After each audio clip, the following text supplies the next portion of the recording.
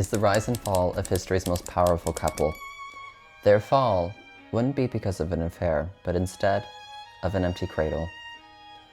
We find ourselves in 1796 Paris, where in a crowded ballroom, it is filled with cigar smoke, perfume, and survivors from the French Revolution. Among the crowd is a young artillery officer called Napoleon Bonaparte. He's 26, ambitious, but virtually unknown. And on the other side of the room glides a young woman called Rose. She has dark eyes, pale skin, and she's cropped her hair short as a silent reminder of the fact she escaped the guillotine. One introduction would change history forever. On paper, she was everything Napoleon wasn't supposed to love. She was 32, a widow, and already a mother of two, while he had unfulfilled potential and he was desperate to prove himself. But he was completely enamored. Napoleon disliked her name Rose, though, and instead started calling her by her second name, Joséphine, and history today still calls her as such. To make their marriage seem a bit more suitable, Josephine scratched off a few years off her age, and Napoleon added 18 months. Their union would start with 2 little lies. Napoleon would be captivated and obsessed with his new wife, Josephine, writing her letters such as, "My waking thoughts are all of thee," and other letters are a little bit too scandalous to share. But then came the first great test of their marriage. While he was out on campaign in Italy, he received reports back of Josephine. She had fallen in love with a young man called Hippolyte. He was tall, he was charming, and utterly irresistible, but Napoleon was fueled and fiery rage took over him.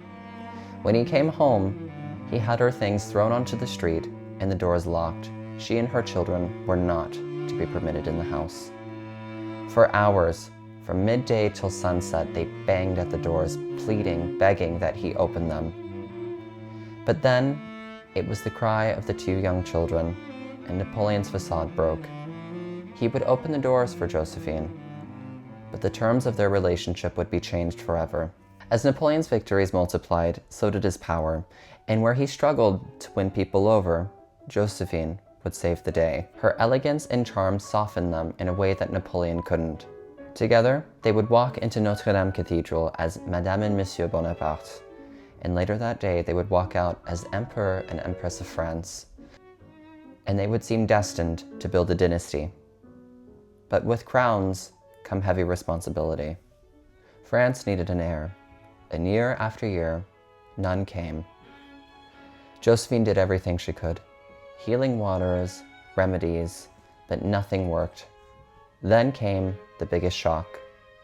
One of his mistresses would fall pregnant, and the truth became impossible to ignore. The problem wasn't Napoleon. It was that Josephine could no longer give France the heir its emperor needed.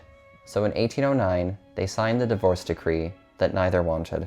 Josephine would keep her title, her estates, and a pretty generous income, but she would lose the man that she helped raise to the throne. 2 years later, Napoleon finally had the son he needed. He would arrange for Josephine to meet this little boy. She had sacrificed everything to make him possible. Some love stories end because 2 people stop loving each other. This one ended because an empire needed an heir. And this